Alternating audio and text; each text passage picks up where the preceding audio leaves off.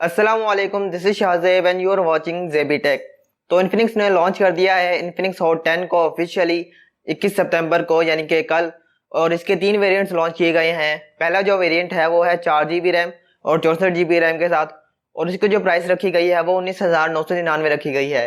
इसी तरह second variant है वो 4 GB रैम और 128 GB स्टोरेज के साथ, और उसकी प्राइस हमें 22,999 देखने को मिलेगी। और जो थर्ड वेरिएंट है वो 6 GB रैम और 128 GB के स्टोरेज के साथ हमें देखने को मिलेगा, और इसकी जो प्राइस रखी गई है वो 24,999 रखी गई है। ये जो प्राइसेस हैं ये डिस्काउंटेड प्राइस हैं, ये हमें 31 अक्टूबर तक देखने को मिलेंगी। उसके बाद हमें इसकी नॉर्मल प्राइस में देखने को मिलेगा जो कि 1,000 इससे ऊपर होगी। तो ये डिस्काउंटेड प्राइस है, 31 अक्टूबर तक वैलिड है। और इसके अलावा आप इसको अभी प्री ऑर्डर करते हैं यानी कि 28 सितंबर तक, तब तक आपको इसके साथ गिफ्ट्स भी देखने को मिलेंगे। जो 4 GB रैम वाला वेरिएंट है और 64 GB वाला, उसके साथ आपको जो इन्फिनिक्स की स्मार्ट बैंड 4 है वो देखने को मिलेगी। इसी तरह जो उसके अलावा 2 वेरिएंट्स हैं 4 GB रैम 28 GB और 6 GB रैम और 128 GB, उसके साथ आपको वायरलेस एयरबड्स देखने को मिलेंगे। तो अगर आप प्री ऑर्डर करना चाहते हैं तो डिस्क्रिप्शन में लिंक है, आप वहां से ऑर्डर कर सकते हैं। तो ये तो हो गई इसकी प्राइस और वेरिएंट की बात। अब बात कर लेते हैं इसके डिजाइन और स्पेसिफिकेशंस की। तो डिजाइन इसका हमें लेटेस्ट ही देखने को मिलेगा। यहाँ पे फ्रंट साइड पे हमें पंच होल डिस्प्ले देखने को मिलेगा, और बैक साइड की बात कर ली जाए तो कैमरास मॉड्यूल हमें रेक्टेंगुलर शेप में देखने को मिलेंगे, और वहां पे जो शेप है कैमरास की वो एल शेप में देखने को मिलेगी। और उसके साथ ही हमें जो इसकी एलईडी फ्लैश लाइट है वो भी देखने को मिलती है। इसके फिंगरप्रिंट सेंसर की बात कर ली जाए वो भी हमें बैक साइड पर ही देखने को मिलता है, और फ्रंट पे इसके अंदर हमें जो फेस रिकॉग्निशन है, फेस आईडी, वो भी देखने को मिलती है। अब यहाँ पे डिस्प्ले साइज की बात कर ली जाए तो इसके अंदर हमें 6.78 इंच का एक IPS LCD डिस्प्ले देखने को मिलेगा, जिसकी जो रेजोल्यूशन हमें देखने को मिलेगी वो हमें HD+ देखने को मिलती है, यानी कि 720x1640 पिक्सल्स की। और यहाँ पे पिक्सल डेंसिटी की बात कर ली जाए तो वो हमें 270 ppi देखने को मिलती है। तो डिस्प्ले ठीक है, यहाँ पे फुल HD दिया जाता तो ज्यादा अच्छी ऑप्शन बन सकती थी। नेक्स्ट यहाँ पे बात कर लिया इसके प्रोसेसर की, तो इसके अंदर हमें प्रोसेसर जो एक गेमिंग प्रोसेसर देखने को मिलेगा।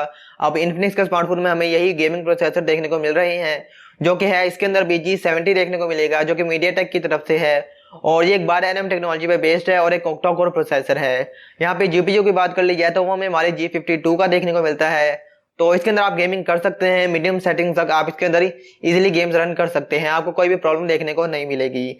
अब नेक्स्ट यहाँ पे बात कर ली जाए इसकी कैमरास की, तो फ्रंट साइड पे जो पंच होल है वहां पे हमें 8 मेगापिक्सल का एक कैमरा देखने को मिलेगा, और जिसका जो अपर्चर है वो हमें 1.8f देखने को मिलता है।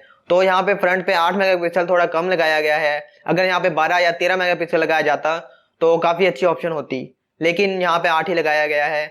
और बैक साइड की बात कर ली जाए तो बैक साइड पे जो क्वाड कैमरा सेटअप है उसके अंदर हमें मेन सेंसर 16 मेगापिक्सल का देखने को मिलेगा। सेकंड लेंस हमें 2 मेगापिक्सल का एक macro sensor, third lens 2 megapixel का एक डेप्थ सेंसर, और फोर्थ लेंस हमें एक AI लेंस देखने को मिलेगा जो कि QVGA सेंसर है, लो लाइट सेंसर है। तो बैक साइड भी ठीक है, इतना कोई खास कैमरास हमें देखने को नहीं मिलते। अब यहाँ पे बात कर ली जाए इसकी बैटरी की, तो बैटरी यहाँ पे हमें ज्यादा ही देखने को मिलती है जो कि 5200 mAh की है। और यहाँ पे चार्जिंग टेक्नोलॉजी की बात कर ली जाए तो हमें सिंपल 10 वाट की देखने को मिलती है, किसी किस्म की जो फास्ट चार्जिंग है वो देखने को नहीं मिलेगी। तो यहाँ पे आपका जो चार्जिंग टाइम है वो काफी ज्यादा लगने वाला है, 2.5 से 3 घंटे तो ये इजीली ले जाएगा 0 to 100 होने में। तो चार्जिंग यहाँ पे प्रॉब्लम क्रिएट कर सकती है, लेकिन जो बैटरी टाइमिंग है वो आपको काफी अच्छी इसके अंदर देखने को मिलेगी। इसके ऑपरेटिंग सिस्टम की बात कर ली जाए तो इसके अंदर हमें out of the box Android 10 देखने को मिलेगा, जिसके साथ हमें जो इन्फिनिक्स का UI है XOS वो देखने को मिलेगा, जो कि जिसका वर्जन है 7.0। तो एंड्रॉइड की साइड से भी ठीक देखने को मिलता है। तो ओवरऑल ये स्मार्टफोन तकरीबन ठीक ही देखने को मिलता है।